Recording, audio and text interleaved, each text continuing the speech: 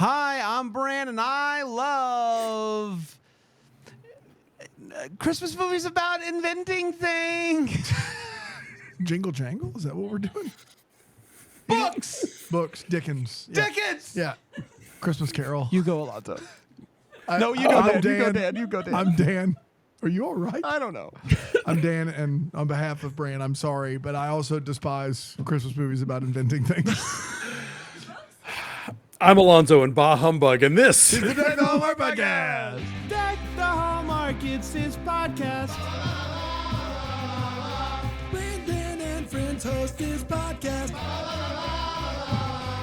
We hope you like this jolly podcast.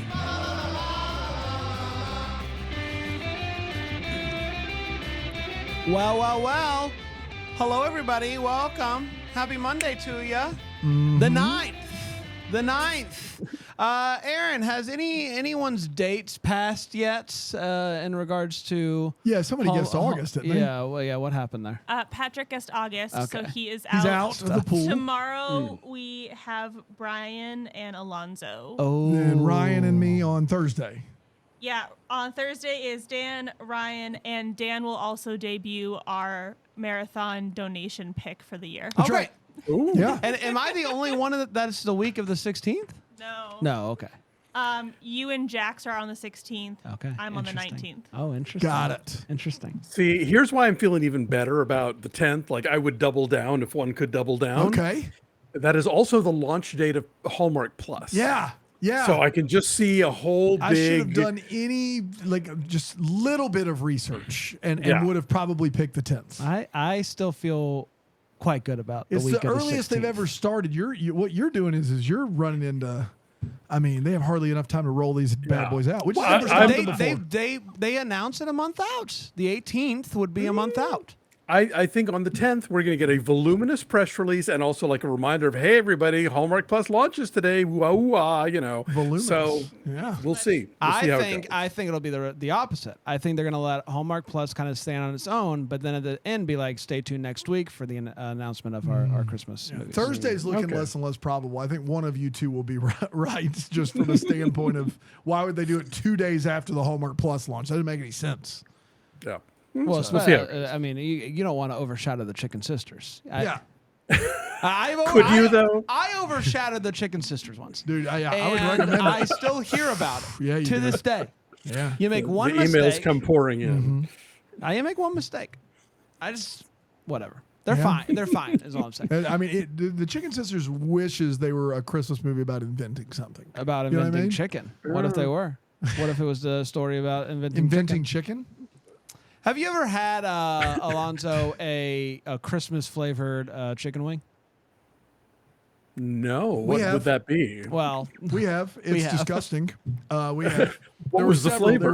was ginger or something. I think there was a candy cane. There was a candy cane one that had, I believe, some mint on it. Yeah. And then there was a something like gingerbread or I don't something. remember what Yeah. it was. They were both bad. I remember that. I remember we walked in and then the chalkboard had these two on there.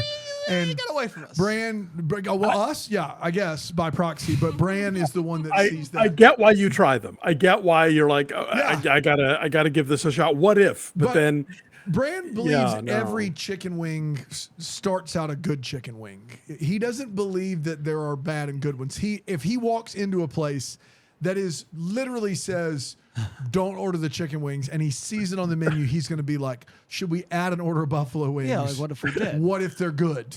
so Dan, you're more like of a Calvinist where That's there right. are Yeah, like yeah, we're good born- chicken yeah, wings you're and then born- bad that's ones, right. and God they're destined chose to. beforehand That's right. if these wings. Whereas Bran sees the potential in all chicken wings. I don't know how many times I have to tell him if the wings are going through a pizza oven, you don't want them.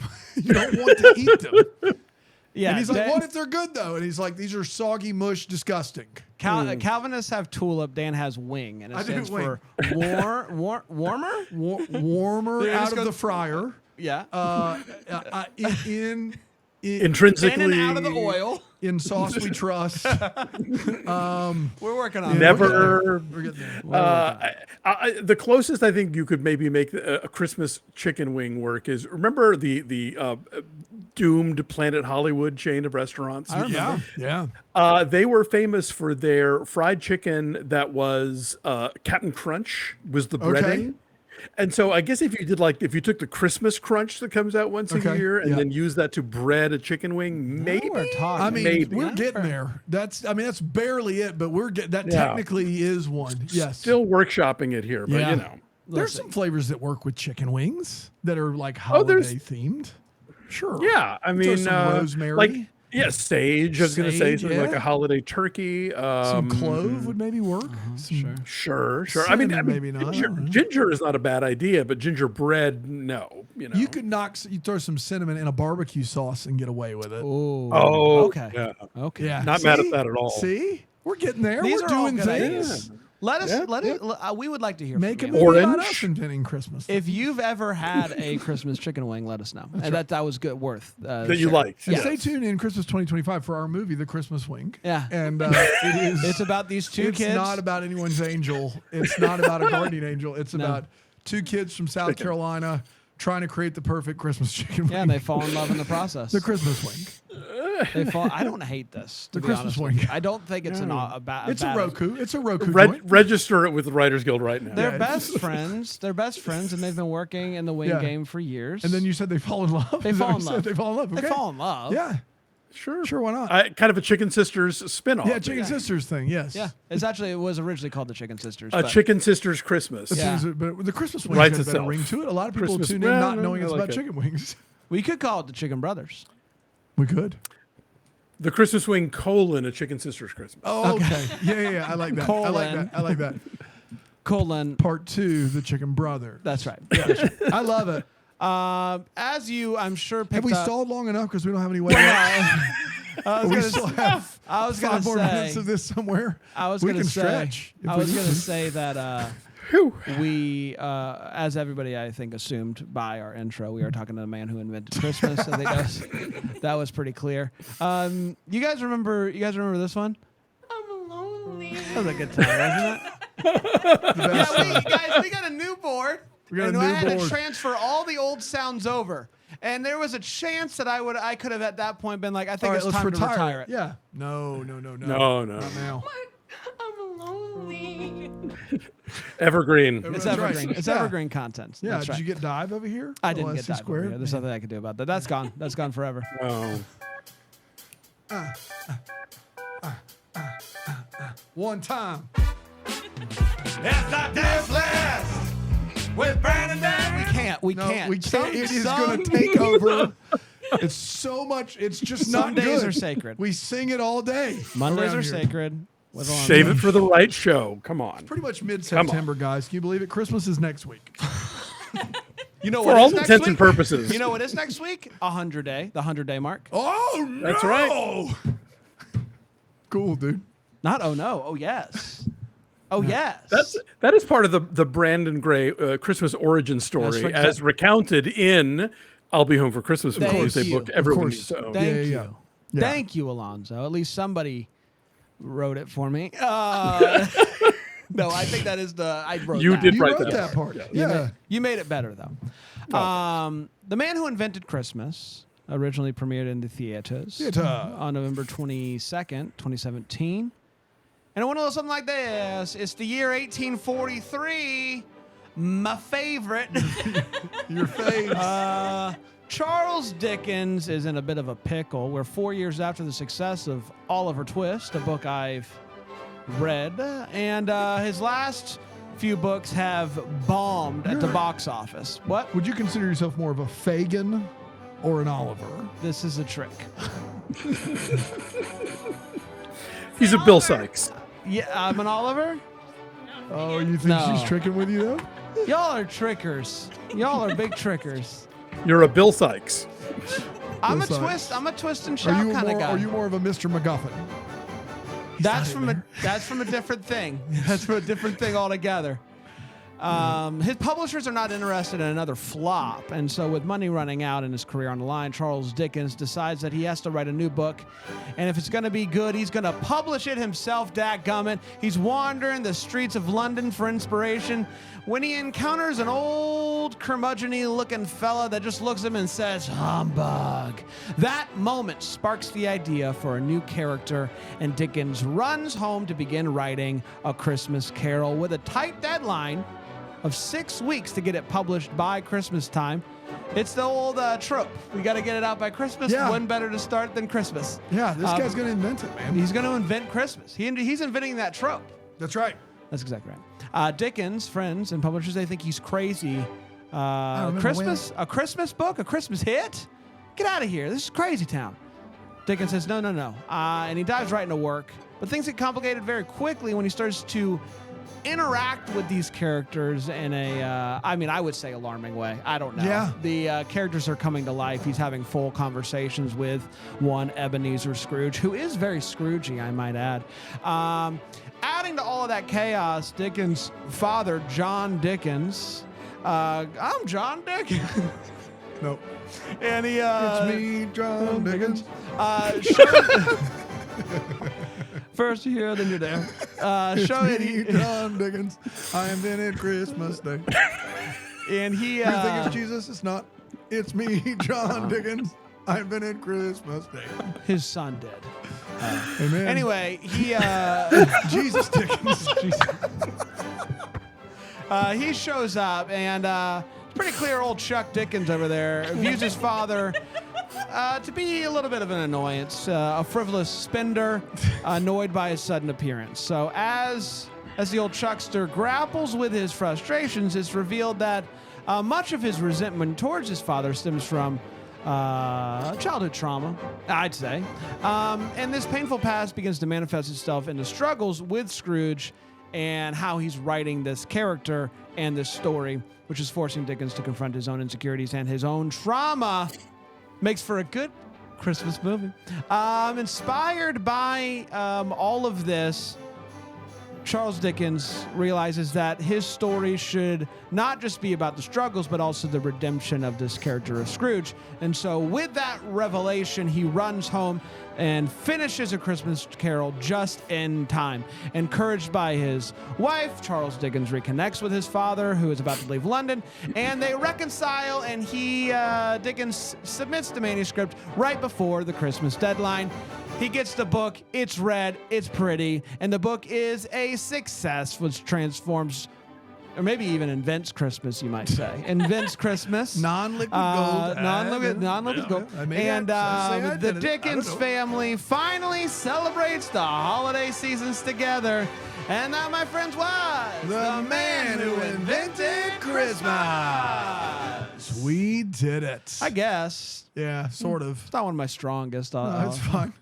You Guys, you were in and out. It's the 1800s. You were in and out. I did the You best I you could. I did the best I could. It was Gilded Age. You were bobbing and weaving. You were doing what you could. Woo. Victorian era. You were trying to stay awake. It was fun. Zachariah? Let's take a quick break. We'll come back. We'll break this movie down here on Deck the Hallmark.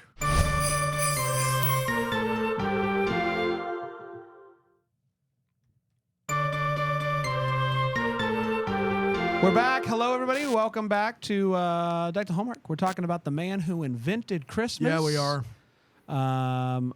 Charles Dickens, his dad. Yeah, John Dickens. John Dickens, as you Yeah. know. Let's break this movie down with 4 segments. We're going to start with a hot take. It is where we share exactly how we felt about this movie. We're not going to hold back.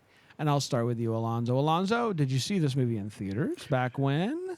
I did. I Okay. reviewed it, in fact, and not favorably. And my opinion has not really changed. So this is based on a really great nonfiction book with the same title, written by a man named Les Standiford. I highly recommend it. It is a really entertaining history of this legendary piece of literature that endures to this day. I mean, I think I read somewhere that A Christmas Carol is the most adapted work of English language literature ever, like more than Hamlet. There have been more adaptations of A Christmas Carol. I can believe that. Yeah, I mean, it's a hugely influential and popular work. And if you read the book, you find out not only all the the difficulties in which Dickens had to write it and the time pressure and whatnot. But he also explains the title, which is how did A Christmas Carol invent Christmas in terms of the way that we celebrate it now, the way that we consider it, the way that it is placed in the calendar in a way that it wasn't before this story existed.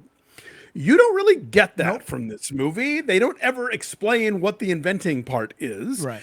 And then the parts of him writing the book are, it reduces one of the great novelists of all time to a stenographer, because people are just throwing the good lines at him right and left.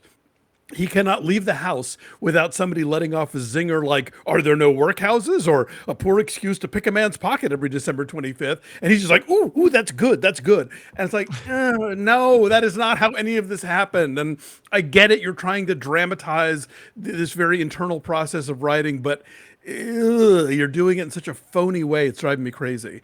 There are things I like about this film, but overall, I think it's a failure at adapting this really good nonfiction book, and I think that it does a disservice to Dickens and to A Christmas Carol and to Christmas. Wow. A disservice to Dickens, A Christmas Carol, and Christmas. How did it not make the DVD box? Oh, well, funny story. Most of the reviews when this first came out were pretty good, and mine was not.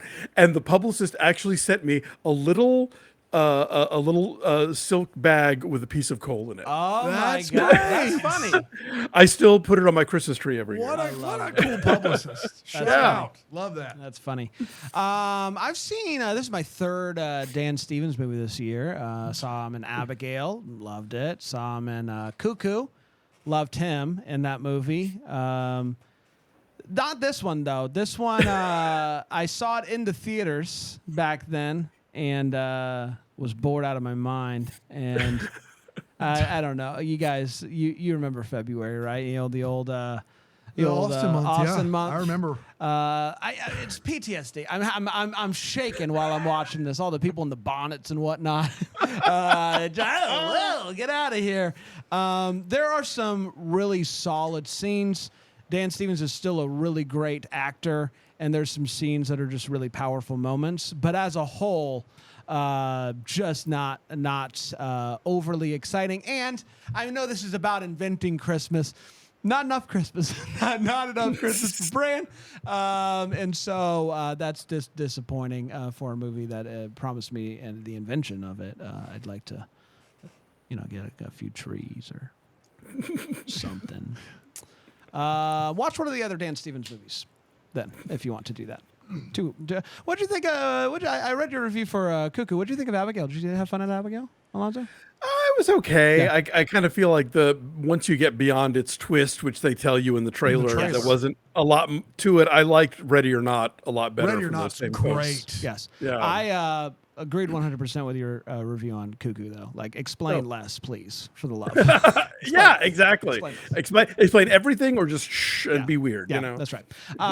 Dana? Yeah, I'm kind of shocked that I'm going to be highest on this movie with my very tepid, I guess, review. The thing is you see Christmas Carol done so many times, and especially when you do what we do, when Hallmark, just that horse isn't even dead yet. Like, they are just, and so I do think that plays into the fact that the first hour of this movie I found to be, I couldn't stay focused. And I tried to stay focused, but it was really, really hard to not want to do literally anything else. Argue, maybe. We argued maybe about really important stuff, as we do. It was fun arguing, but argue nonetheless. But the thing about A Christmas Carol is that all that matters is how you land the plane. Like, there's such a catharsis at the end of the movie, at the end of the story, at the end of the book, that it's hard to screw up, like, having some feelings there. It is. Right. And so the first hour of this movie, I at one point looked at Brandon and I said, I understand this is handsomely mounted and well acted. I would prefer a Dickens of a Holiday to this movie. You've broken me. I said that to him. But then in the last 40 minutes, there's some really powerful scenes with Dan Stevens and Christopher Plummer, who's not been mentioned yet and is great. With there's a really good scene with Dan Stevens and Jonathan Pryce, and a little bit of a spoiler alert if you don't know anything about this story, not the book, the actual story that's being told on screen. There's a really fun switcheroo where, Dickens' dad is a lot like Scrooge, and that's the comparison. And instead of Scrooge running out to the family, you have Dickens running after his dad. And I really love that. I really love that scene. It was well done. It was well made. It was incredibly well acted. And so the last 30 or 40 minutes landed the plane. You did the thing A Christmas Carol's supposed to do. Would I watch it again? No, I wouldn't. Did we need it? No, we didn't. But, it was well acted and it was well put together. So, yeah, whatever. It's fine. Sure. Whatever, it's fine. Sure. Put that on the DVD That's right. box. That is the best we got between the three of us. Yeah. We should all be getting cold. Yeah. We should all be getting cold. Let's talk about feels though. Do we have any? Let's find out. Alonso, anything in this movie stick out to you that gave you some feels? Well, yeah, my main feel here is Christopher Plummer. I think his performance as Scrooge is great. I would love to have seen him when he was still living in a straightforward Christmas Carol adaptation. I think he could have crushed it. This is the next best thing, and I like it. I'm not as sold on Dan Stevens in this movie as you guys are. I think I think there's a lot of meat to this character of Dickens in terms of how much he's still carrying around resentment of his terrible childhood at the hands of his father going into debt. And I think that he doesn't always dig into it as much as he might have. And I think I maybe prefer Stevens more in these sort of nefarious roles, like Cuckoo, where you're like, I don't trust you. Well, I told Bran, it's like Dan Stevens, Nick Cage always gets credit for giving 110 or whatever. And it's almost like in this role, he's trying very, very hard to be very earnest and sincere. And it's almost like if he had just dialed it back to 80 or 90%. Like, I felt like it was a little bit much sometimes, but I like him. I think he's dynamic. Sure. Yeah. Yeah, no. I mean, it's not terrible. I just I think it's part of what is not working for me. But I think there's an amazing ensemble cast here. I mean, you've got Miriam Margolyes, you've got Jonathan Pryce, you've got Simon Callow popping up briefly as the legendary illustrator of A Christmas Carol. And I want to point out that Callow wrote a great book called Dickens's Christmas, because in addition to being an actor, he is a brilliant historian. He's written a 2-volume biography of Orson Welles and a lot of other stuff. But you don't have to tell Bran that. He's got 3 copies of the Victorian Of course. Celebration. Yeah. But he's a Dickens expert. And so his book, Dickens Christmas, is I would say as right up there with The Man Who Invented Christmas as a really fascinating book about the creation of A Christmas Story, but also the context, the context of A Christmas Carol, rather. Also the context of A Christmas Carol, which is, again, where this movie is really lacking. So, but yeah, I did enjoy the casting here. And I thought I liked the character of the Tara, the Irish maid, who sort of again, is there to throw ideas at Dickens without him having to go look for them. But even though that's a contrived bit, I liked that performance a lot too. I mean, we've always said step aside Simon Cowell so that Simon Callow can walk in. And we've always said that. Yeah. If I'm only having one Simon it's Simon Callow. Of course. Yes. We've all written books, the three of us. Yeah, we're authors. There is a magical about moment, Christmas. About Christmas, in fact, and there is a moment, and I would put ours right up there. Oh, with sure. A Christmas Carol. And when you get your book for the first time, it is a magical moment. And so when he finally does get the book in his hands, beautiful red book, I imagine it meant so much to him just because of the journey that it took to get there. And so that was I thought a really cool moment, and the most traditionally Christmassy scene of the movie, and so it worked for me. Dano? Yeah, I told Bran my favorite scene in this movie is the one with Dan Stevens and Christopher Plummer where he decides on the third ghost, the grave scene, where he imagines the grave and he puts him in the grave and the walls start caving in, because I just feel like, it shouldn't be revelatory that there are three ghosts. That's common, but that was the first time in the movie I was like, oh, he's writing a Christmas. You know what I mean? Like I didn't care before. Before it's like, yeah, I get it. There they all are, blah, blah, blah. We're going through the motions, but this is when we really did it. I like that scene a lot. Christopher Plummer is just really, really, really good in this movie. And that was my favorite scene. Let's take a quick break. We'll come back. We'll get to the Wait What's. It's going to be jam-packed. And What the Hallmark here on Take the Hallmark.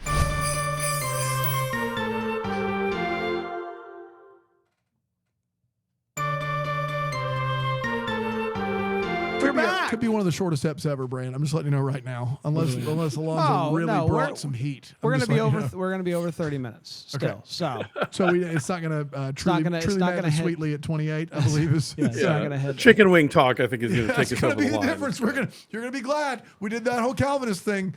You're going to be glad. The Christmas wing. Christmas wing.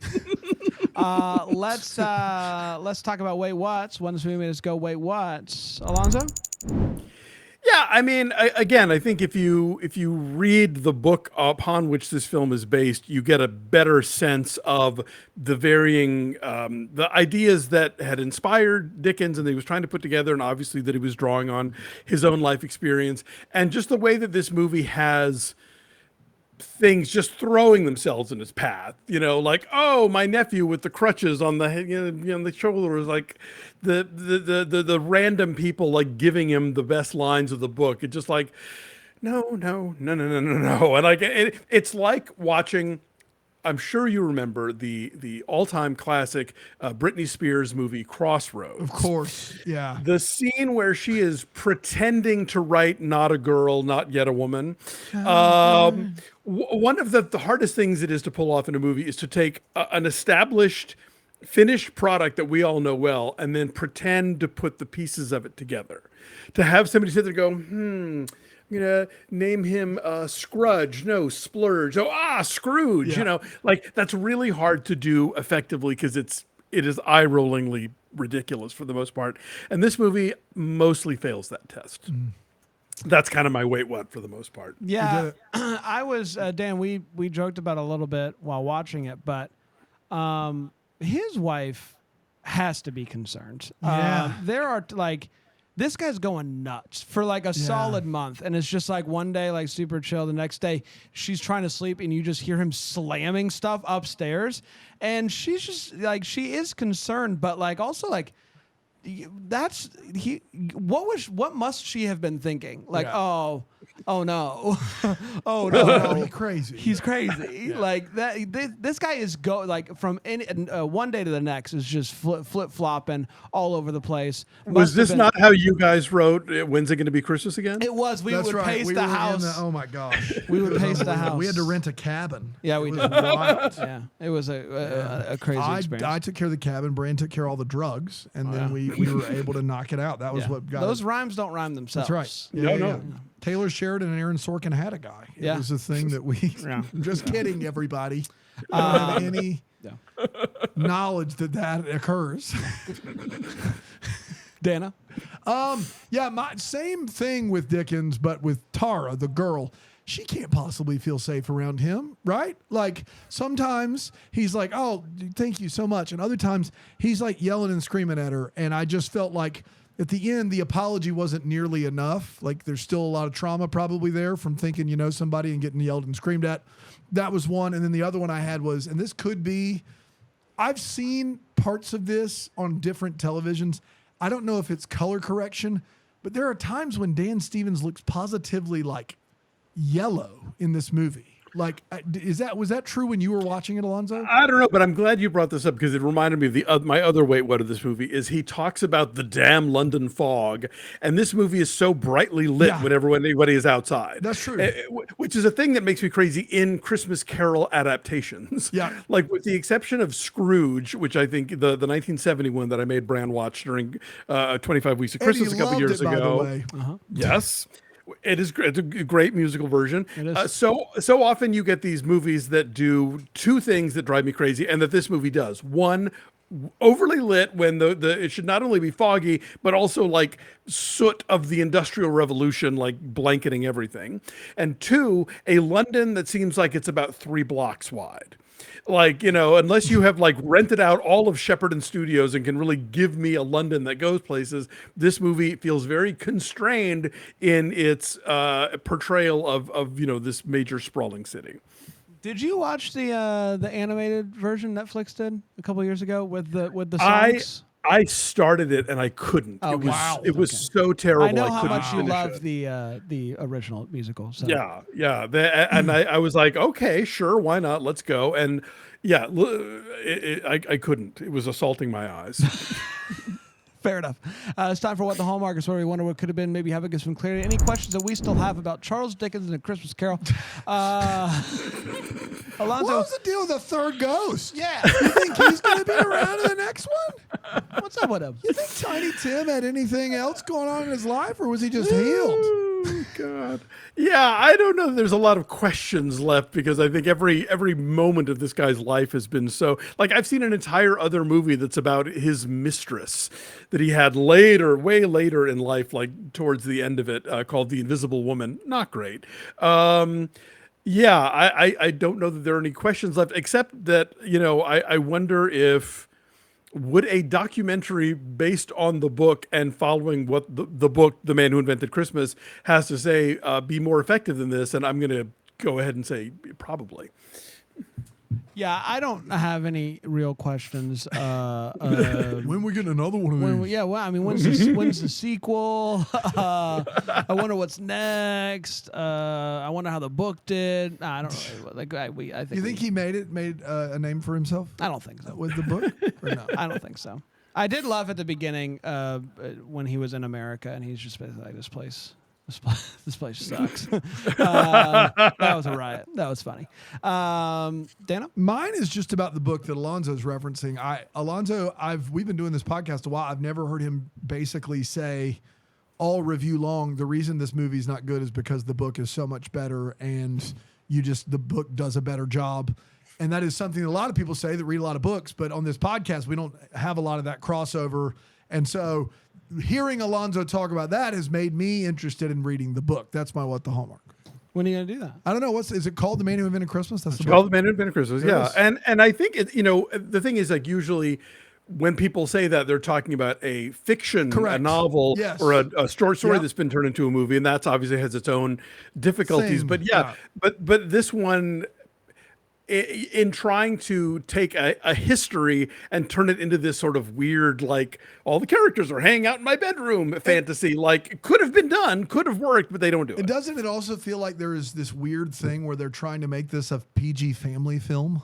Like, at parts, it just feels like, what kids want to see this movie? Like, what kids under the age of 14? I don't know. Like, what kids are like lining up for this bad boy? Well, yeah, I mean, I think when you try and turn everything that happens in the story as a thing he encountered in real life first, to have the guy in the alley with basically the children who in the book would become ignorance and want, but in this are just 2 children that he's offering for sale and then scurrying off with them in an alley somewhere. It's like, Christmas. Yeah. Merry Christmas, everybody. Yeah. Can we watch the Dan Stevens movie? Beauty and the Beast? Nah, the one with the breachers. I want it to be the old-timey one with the This child knows the word breachers. Yeah, I love breachers. Love breachers. Love them. Yeah, cool. I want to get better. I want to get better. I was going to say it. You beat me to it. We did, everybody. Yeah, congratulations. We're heading back to the Home Alone well, I think for one last time next week with Home Alone 4. Home Alone 4. The Quattro. Very excited. I mean, Sure. Yeah, I'm excited about it. Yeah. It's going to resolve all those unanswered questions. I know it. Until then, maybe the first to wish you a Merry Christmas. Deck the Hallmark's a Bramble Jam podcast is produced by Aaron Shea. For more information on Deck the Hallmark, you can go to deckthehallmark.com. For more information on the Deck the Hallmark family, you can go to bramblejamplus.com. Deck the Hallmark is presented by Philo TV. For a free trial of Philo, go to philo.tv/DTH.